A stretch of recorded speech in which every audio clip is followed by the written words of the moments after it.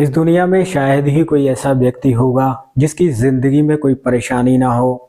और इस दुनिया में ऐसी कोई परेशानी नहीं है जिसका कोई समाधान ना हो।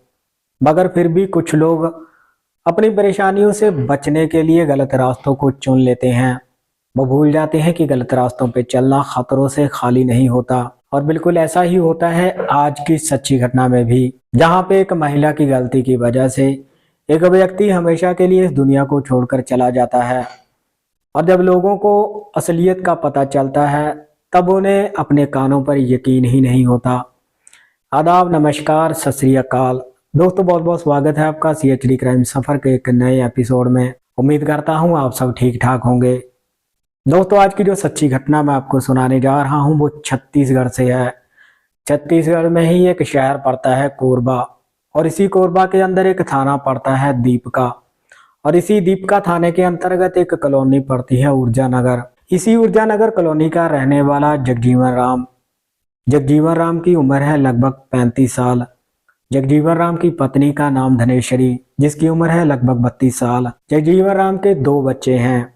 जगजीवन राम कोयले के डिपो में मैनेजर के पद पर काम करता है। ये बात है 23 मई 2023 की, जब हर रोज की तरह रात का खाना खाने के बाद जगजीवन राम अपने परिवार के साथ सो जाता है।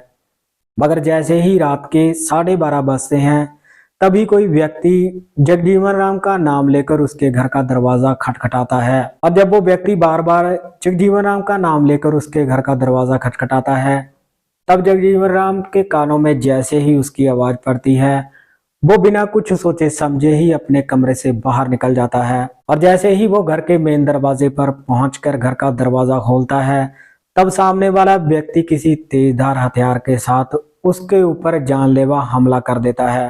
और दर्द के कारण जगजीवन राम चीखने चिल्लाने लगता है। और जैसे ही जगजीवन राम के चीखने चिल्लाने की आवाजें उसकी पत्नी धनेश्वरी के कानों में पड़ती हैं तब डर के मारे वो अपने कमरे का दरवाजा अंदर से ही बंद कर लेती है। और थोड़ी देर बाद जब सब कुछ शांत हो जाता है तब कहीं जाकर धनेश्वरी अपने कमरे से बाहर निकलती है। और जैसे ही वो घर के मेन दरवाजे पर पहुंचती है तब वहां जाकर देखती है कि उसका पति मृत अवस्था में पड़ा था। दरअसल किसी ने तेजधार हथियार के साथ हमला करके जगजीवन राम की हत्या कर दी थी। पति को मृत अवस्था में देखकर धनेश्वरी भी चीखने चिल्लाने लगती है।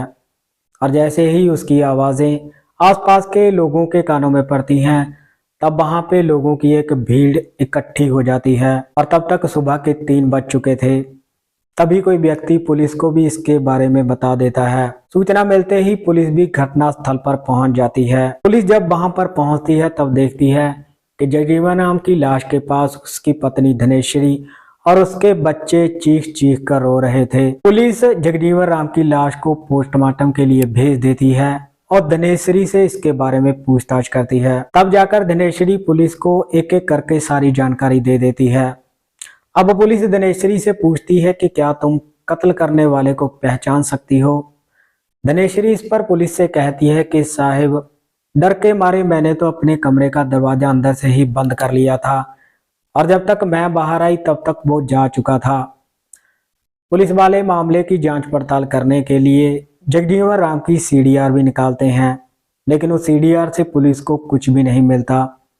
तब पुलिस वाले धनेश्वरी की भी CDR निकालते हैं, लेकिन धनेश्वरी की CDR से भी पुलिस को कोई भी ऐसा नंबर नहीं मिलता जिस पे शक किया जा सके। पुलिस वाले अपने खबरियों को भी काम पर लगा देते हैं। जैसे ही कुछ दिन बीतते हैं तब एक खबरी पुलिस के पास जाकर पुलिस से कहता है कि साहब, मैंने धनेश्वरी को तुषार सोनी के साथ बातचीत करते हुए देखा है। तुषार सोनी, जिसकी उम्र है लगभग 21 साल और वो कृष्णा नगर का रहने वाला है। तुषार सोनी एक आपराधिक मानसिकता वाला व्यक्ति है।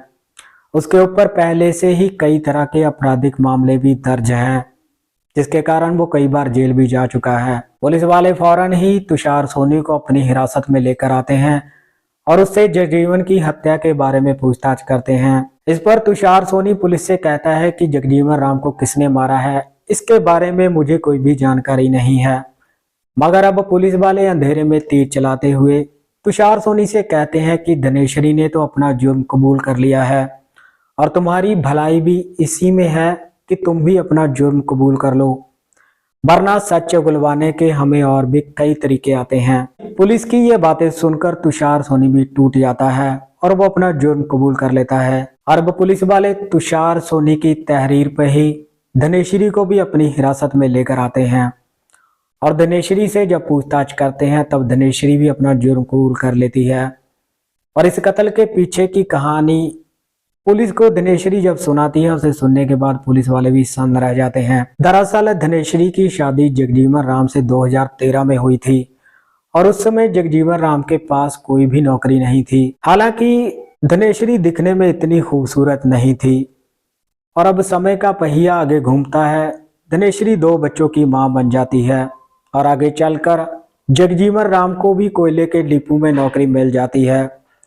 मगर जैसे ही जगजीवन राम को नौकरी मिलती है तब उसके पास अच्छा रुपया पैसा आने लगता है और अच्छा रुपया पैसा आने के कारण जगजीवन राम को शराब की लत लग जाती है। शराब की लत के साथ ही वो दूसरी महिलाओं के पास भी जाना शुरू कर देता है। जैसे ही इस बात की जानकारी धनेश्वरी को लगती है कि जगजीवन राम गलत महिलाओं के पास भी जाता है, तब वो जगजीवन राम को रोकने टोकने की कोशिश करती है। इसी वजह से इन दोनों में झगड़े होने शुरू हो जाते हैं और जब भी झगड़े होते हैं तब जगजीवन राम धनेश्वरी की बुरे तरीके से मार पिटाई भी करता है। जगजीवन राम के दिल में अब कहीं ना कहीं धनेश्वरी के लिए एक नफरत पैदा हो चुकी थी, इसीलिए जब भी धनेश्वरी कोई छोटी मोटी गलती करती थी तब उसी को जगजीवन राम पकड़ लेता था और धनेश्वरी की मार पिटाई करता था। अब एक दिन जब जगजीवन राम अपने घर पे ही शराब की पार्टी कर रहा होता है तभी धनेश्वरी से कोई गलती हो जाती है और उसी गलती को लेकर जगजीवन राम अपने दोस्तों के सामने ही अपनी पत्नी की पिटाई करनी शुरू कर देता है। और उस पार्टी में जगजीवन राम का दोस्त रमेश भी शामिल था। रमेश जब जगजीवन राम को धनेश्वरी के साथ बुरा बर्ताव करते हुए देखता है तब उसे रोकने की कोशिश करता है, लेकिन जगजीवन राम रमेश की बात सुनने की बजाय उल्टा उसे ही गालियां देनी शुरू कर देता है। वो उसे कहता है कि ये हमारे घर का मामला है, तुम्हें इसमें दखल देने का कोई भी हक नहीं है। रमेश भी गुस्से में आकर वहां से चला जाता है और रमेश जब घर से बाहर निकल रहा होता है तभी वहां से तुषार सोनी भी गुजर रहा होता है। जैसे ही झगड़े की आवाजें तुषार सोनी के कानों में पड़ती हैं तब वो घर के अंदर दाखिल हो जाता है और जगजीवन राम को झगड़ा करने से रोकता है। जगजीवन राम को अच्छे से पता था कि तुषार सोनी एक आपराधिक मानसिकता वाला व्यक्ति है, इसी कारण जगजीवन राम शांत हो जाता है और ये नज़ारा देखकर धनेश्वरी कहीं ना कहीं हैरान हो जाती है। अब जैसे ही थोड़े दिन बीतते हैं तब धनेश्वरी कहीं ना कहीं से तुषार सोनी का मोबाइल नंबर हासिल कर लेती है। अब एक दिन वो तुषार सोनी को कॉल करके कहती है कि उस दिन तो तुमने मेरे पति को मेरे साथ मार पिटाई करने से रोक लिया था, मगर उसके बाद आए दिन ही वो मेरे साथ मार पिटाई करता है। तुषार सोनी धनेश्वरी की बातें सुनकर उसे कहता है कि अब मैं तुम्हारी क्या मदद कर सकता हूँ। धनेश्वरी उसे कहती है कि मैं तुमसे मिलना चाहती हूँ। अब धनेश्वरी तुषार सोनी के बताए हुए ठिकाने पर पहुंचकर उसे अपनी दर्द भरी कहानी सुनाती है। धनेश्वरी तुषार से कहती है कि जब भी कोई मुझसे गलती होती है तब उस गलती को पकड़कर जगजीवन राम मेरी पिटाई करनी शुरू कर देता है और मैं इस नर्क भरी जिंदगी से बाहर आना चाहती हूँ। इस पर तुषार सोनी उसे कहता है कि अगर तुम इस नर्क भरी जिंदगी से बाहर आना चाहती हो तो तुम्हें जगजीवन राम को जान से ही मारना पड़ेगा, उसके बाद उसकी नौकरी भी तुम्हें ही मिल जाएगी। धनेश्वरी ये बात सुनकर तुषार से कहती है कि मैं अपने पति को नहीं मार सकती। तुषार धनेश्वरी से कहता है कि मैं तुम्हारा ये काम कर दूंगा, मगर बदले में मुझे क्या मिलेगा। धनेश्वरी तुषार से कहती है कि बदले में तुम जितने पैसे मांगोगे मैं उतने पैसे तुम्हें दूंगी, बस ये मेरा काम कर दो। तुषार 5 लाख में धनेश्वरी के साथ सौदा फिक्स कर लेता है। धनेश्वरी फौरन अपने घर जाती है और अपने कुछ जेवर बेचकर 50,000 तुषार सोनी को एडवांस दे देती है। लेकिन उसी दिन पुलिस किसी केस में तुषार सोनी को उठा लेती है और जैसे ही तुषार सोनी जेल से बाहर आता है तब वो 23 मई 2023 का दिन फिक्स करता है जगजीवन राम की हत्या करने के लिए। और उसी दिन वो जगजीवन राम के घर जाता है लगभग रात के 12:30 बजे।